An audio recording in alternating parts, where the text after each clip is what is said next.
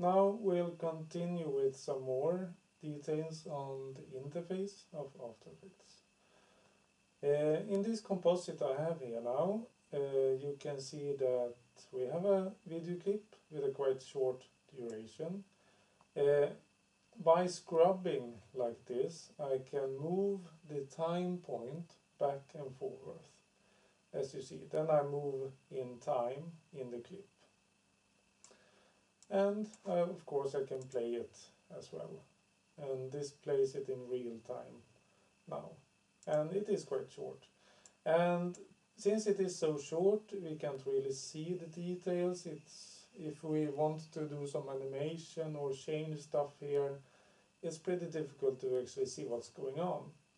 So this tool down here is very important, because if I drag this slider here, what happens is that I kind of zoom in time, or I see more detail in time.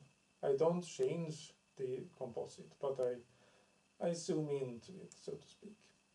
In order to zoom in the usual manner, I can use this one to select 100%, for example. If I select 100%, I see the movie clip as it really is, in the scale that it really is. But sometimes, often, especially when you work with high-def format, the high-def format takes so much screen space. So since the After Effects is quite cluttered with a lot of other windows and so on, you don't see the whole image here. In order to fix that, I zoom out. Now, for example, we see a scaled down version of the movie, but we see the whole image. And of course, this doesn't change the size of the actual shot. It is just my view of it while I work with it that changes. Okay. If we look on the display window here, there are a few details that are interesting. I can do some changes to the clip by just marking it like this and dragging it around. This changes the position of the clip. And if we go check what's in the bottom here, we'll see that we have the zoom in here. One important thing is this one down here, the toggle transparency. If you have been working with Photoshop, you'll know that when parts of the image is transparent, then those parts are portrayed with a checkerboard pattern. So if you have been working with Photoshop, you know that checkerboard pattern means transparency.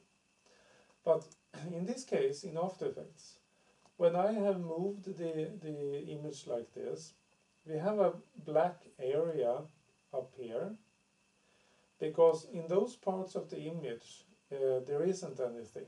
This is the kind of background in After Effects that we see.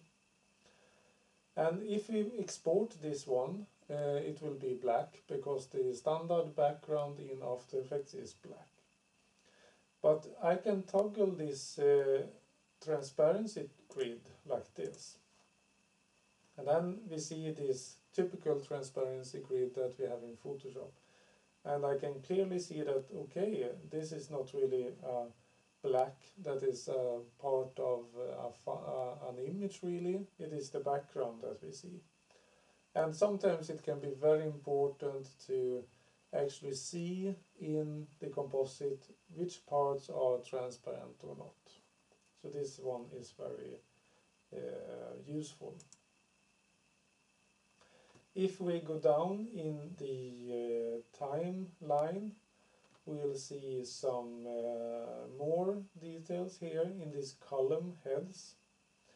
There's lots of those, and I won't have time to talk about all of them, but I will highlight the most important ones. Down here, over here, we have the visibility of the layer. Let's say that we add one more layer. If I drag it down like this, we will have this layer here. And as you see here now, the layer on top is the one that we see, and then on behind that one we have this layer, this one. So this layer with the gray background is the bottom one here in the composite stack, and then on top of this one we have this clip which lies on top here. I can very easily change the positions here in the stack. If I grab the clip and drag it down, then as you see, this one becomes the top one, while the one with the green screen is on the bottom. And these eye icons here, just as in Photoshop, when I click on those, I temporarily make them invisible. The layer becomes invisible. We have the source name here of the clip, and that name is the same as the file name of the source, but I can also change this one in order to make it more easy to understand. I click on the name and press enter and change the name of it, so that I can more easily see which one is which. And that can be very important actually, because sometimes you might have 20 layers, and then it's very good to actually find the correct layers. I can, if I am not really sure which layer is which file, then I can right click on the layer and select reveal layer source in project. If I press this one, you will see that in the project bin the file is highlighted over here.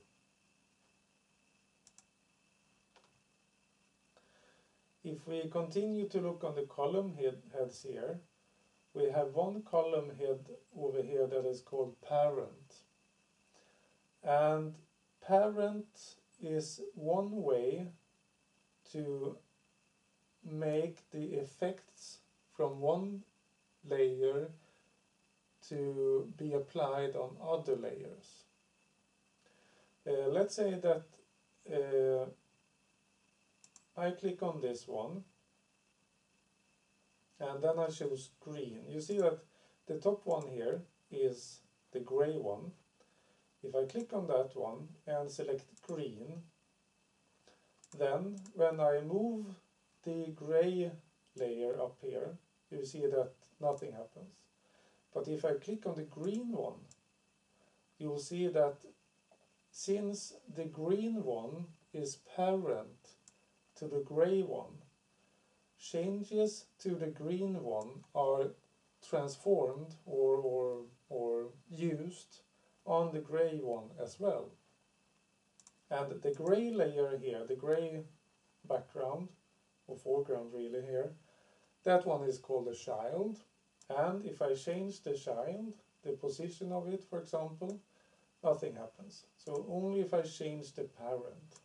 So it's a one-way relationship where the effects that I add, the effect changes, they are transformed to the child or inherited to the child. There is another way to use one effect on several composites, and I will get back to that in the next instruction. If I don't want to use parent, and actually I usually don't use parent, then I can right click on the column head and select hide this. And instead, if I right click here on the column head again and look at columns, then you see that we have lots of different columns to choose between. I can also turn off more of those that I don't need. And I right click it again, and here is one column head that I find very useful, the modes. And let's place these shots together now again, so we'll see this change a little bit better. Because modes are different ways of letting the images blend into each other. And let's put both on normal. And this is something that you really recognize from Photoshop if you have been working much with Photoshop. So in this case, the gray image here, this one, it's not transparent. You don't see the green background underneath here. Because this one, the mode is in normal now.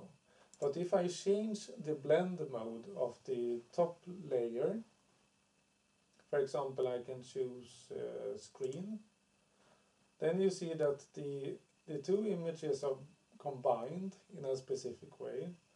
If I choose multiply, it will be combined in another way, and so on.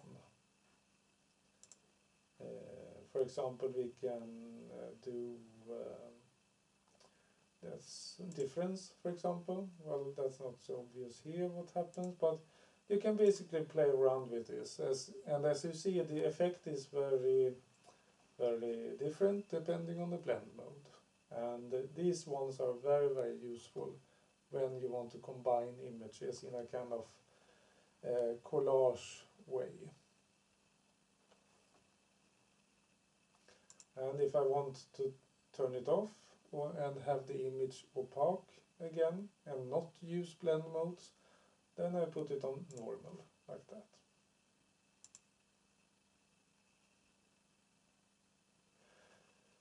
I showed earlier that I can select the layer, drag, and change the order of them. Of course, I can change their position in time as well by selecting them and dragging them like this. And then, as you see, I change the position in time. I can, of course, use Shift and select several layers like this and change them all at the same time. If I want to cut away stuff, I can select the endpoint and drag them like this. And if I hold down Shift, the endpoint here snaps to the other end. Or for example, if I position the time marker over here, I can select both of them, for example, and then select Shift and make the cursor snap to the time point. I can position the time point by dragging it like this, of course, but then I can also right click or click on the time code, and if I know an exact time code, I can write it in. Let's say that I know that I need to find 1 second 5 frames, then I just write 1 second 5 frames like that, and then the time marker jumps to that position.